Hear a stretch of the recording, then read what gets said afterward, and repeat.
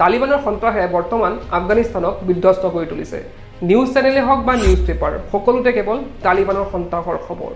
কিন্তু প্ৰশ্ন হয় যে এই তালিবাননো কোন, ইয়াৰ সৃষ্টি কিদৰে হ'ল আৰু ইয়াৰ লগত আফগানিস্তানৰ সম্পৰ্ক কি?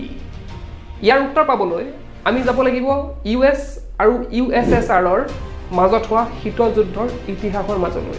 1947 চনৰ পৰা 1991 চনলৈ চলা এই যুদ্ধত US ব্লক আৰু USSR ব্লকৰ মাজত বিশ্বৰ বিভিন্ন দেশক নিজৰ দখললৈ অনাৰ এক প্ৰতিযোগিতা সৃষ্টি হৈছিল। এই প্ৰতিযোগিতাত নিজকে সবল কৰিবলৈ 1979 চনত USSRে আফগানিস্তান দখল কৰিছিল আৰু ইয়াত শাসন কৰিবলৈ আৰম্ভ কৰিছিল। কিন্তু এই কথা USA সহজভাৱে ল'ব পৰা নাছিল। আফগানিস্তানত USSRৰ প্ৰভাৱ হ্ৰাস কৰিবলৈ তথা তেওঁলোকৰ পৰা আফগানিস্তানক কাঢ়ি ল'বলৈ USA আফগানিস্তানৰ কিছু স্থানীয় জনজাতিক লোকক লৈ এক সংগঠন গঢ়ি তুলিছিল। সেই সময়ত এই সংগঠনটোৰ নাম আছিল মুজাহিদিনছ আৰু তেওঁলোকৰ মূল লক্ষ্য আছিল আফগানিস্তানত চৰকাৰ বিৰোধী কাম কাজ কৰি ইয়াত এক অশান্তিৰ পৰিৱেশ সৃষ্টি কৰা, যাৰ বাবে USA টকা পইচাকে ধৰি সকলো ধৰণৰ অস্ত্ৰ শস্ত্ৰৰ যোগানো ধৰিছিল। লাহে লাহে এই সংগঠনটো শক্তিশালী হৈ উঠিছিল আৰু চৰকাৰ বিৰোধী কাম কাজৰ দ্বাৰা আফগানিস্তানত সন্ত্ৰাসৰ সৃষ্টি কৰিছিল। কিন্তু সময়ৰ লগে লগে USSR দুৰ্বল হৈ আহে আৰু 1989 চনত তেওঁলোকে আফগানিস্তানৰ পৰা নিজৰ আধিপত্য পৰিত্যাগ কৰে। তাৰোপৰি 1991 চনত শীতল যুদ্ধৰো অন্ত পৰে, যাৰ ফলত USৰ আফগানিস্তানৰ প্ৰতি থকা ইণ্টাৰেষ্ট লাহে লাহে কমিবলৈ আৰম্ভ কৰে আৰু ইয়াৰ ফলস্বৰূপে আফগানিস্তানত মুজাহিদিনসকলক দি অহা যি আৰ্থিক সাহায্য আৰু তথা আন সুবিধাসমূহ USA উঠাই লোৱাৰ সিদ্ধান্ত লয়। USৰ লগত সম্পৰ্ক বিচ্ছিন্ন হোৱাৰ পিছতে মুজাহিদিনসকলে নিজৰ সংগঠনটোক নতুন আকাৰ দিয়ে আৰু তেতিয়াৰ পৰা এই সংগঠনটোৰ নাম হয় তালিবান। এইবাৰ তেওঁলোকে লাহে লাহে সমগ্ৰ আফগানিস্তানক হস্তগত কৰে আৰু আফগানিস্তানৰ গণতন্ত্ৰ সম্পূৰ্ণভাৱে ধ্বংস কৰাৰ উপৰিও মহিলাসকলৰ স্বাধীনতা কাঢ়ি লয় আৰু আফগানিস্তানৰ ৰাজনৈতিক তথা অৰ্থনৈতিক সকলো ক্ষমতা নিজৰ আওতালৈ আনে।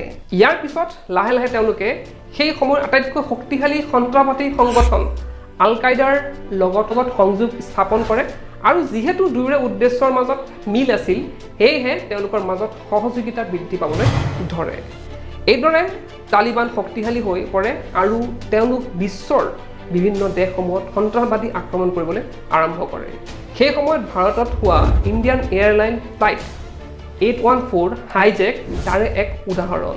কিন্তু 2001 চনত তালিবানে আমেৰিকাৰ ওপৰত কৰা আক্ৰমণৰ কথা হয়তো আমেৰিকাই কেতিয়া কল্পনা কৰিব পৰা নাছিল। তালিবানৰ মূল উদ্দেশ্য আছিল সমগ্ৰ বিশ্বতে সংস্কাৰকামী ইছলাম ধৰ্ম প্ৰৱৰ্তন কৰা আৰু ধৰ্মৰ নামত মানুহৰ ওপৰত আধিপত্য স্থাপন কৰা। কিন্তু আমেৰিকাত বাস কৰা মুছলমান ধৰ্মাৱলম্বী লোকসকলৰ জীৱন ধাৰণৰ প্ৰক্ৰিয়া তেওঁলোকে একেবাৰে পচন্দ কৰা নাছিল, কিয়নো তেওঁলোকে সংস্কাৰকামী ইছলাম ধৰ্মৰ বিপৰীতে কিছুমান কাম কাজ কৰিছিল, যেনে মাদক দ্ৰব্য গ্ৰহণ কৰা, মহিলাসকলৰ স্বাধীনতা ইত্যাদি। তাৰোপৰি আমেৰিকাই তালিবানৰ পৰা উঠাই লোৱা সাহায্যৰ বাবেও তেওঁলোকৰ আগৰ পৰা ক্ষুব্ধ হৈ আছিল। তাৰ ফলস্বৰূপে 9/11ত তালিবান আৰু আল কায়দাই মিলি আমেৰিকাৰ ৱৰ্ল্ড ট্ৰেড চেণ্টাৰত আক্ৰমণ কৰে আৰু ইয়াৰ ফলত বহুতো লোকৰ মৃত্যু হয়। এইবাৰ আমেৰিকাই তালিবানক সম্পূৰ্ণৰূপে নিঃশেষ কৰিবলৈ আৰু আল কায়দাৰ ওপৰত নিয়ন্ত্ৰণ আনিবলৈ US আৰ্মীক আফগানিস্তানলৈ পঠিয়ায়। এই উদ্দেশ্য আগত ৰাখি US আৰ্মী প্ৰায় 20 বছৰ কাল আফগানিস্তানত বাস কৰে, যদিও তেওঁলোকৰ উদ্দেশ্যত উপনীত হ'বলৈ নোৱাৰে, অৰ্থাৎ তালিবানক নিঃশেষ কৰিব নোৱাৰিলে। তথাপিও US আৰ্মীৰ উপস্থিতিত আফগানিস্তানত শান্তি স্থাপন হ'বলৈ ধৰিছিল, আকৌ গণতন্ত্ৰ ঘূৰি আহিছিল। এক কথাত ক'বলৈ গ'লে US আৰ্মীয়ে তালিবানৰ সম্পূৰ্ণৰূপে নিয়ন্ত্ৰণ কৰি পেলাইছিল। কিন্তু US আৰ্মী আফগানিস্তানত থকাৰ ফলত আমেৰিকাৰ 20 বছৰ ধৰি এক বৃহৎ পৰিমাণৰ আৰ্থিক খৰচ বহন কৰিবলগীয়া হৈছিল, যাৰ বাবে বৰ্তমান আমেৰিকাৰ ৰাষ্ট্ৰপতি জো বিডেনে সিদ্ধান্ত গ্ৰহণ কৰে যে 2021 চনত ছেপ্টেম্বৰ মাহত US আৰ্মীক আফগানিস্তানৰ পুনৰ সম্পূৰ্ণৰূপে ঘূৰাই অনা হ'ব। ইয়াৰ পিছত আৰু কি আছিল, আমেৰিকাৰ এই ঘোষণাৰ পিছতে তালিবানে নিজকে পুনৰুজ্জীৱিত কৰাৰ সিদ্ধান্ত গ্ৰহণ কৰে আৰু আফগানিস্তানৰ ওপৰত নিজৰ নিয়ন্ত্ৰণ হেৰাই পেলোৱাৰ পিছত এই নিয়ন্ত্ৰণ পুনৰ ঘূৰাই পাবলৈ তালিবানে আফগানিস্তানত বৰ্তমানে চলি থকা হিংসাত্মক ঘটনাসমূহ সংঘটিত কৰিবলৈ আৰম্ভ কৰিছে। কেনে পালে এই ইনফৰমেশ্যনখিনি কমেণ্ট বক্সত জনাব পাৰে আৰু ভিডিঅ'টো ভাল লাগিলে শ্বেয়াৰ কৰিব পাৰে।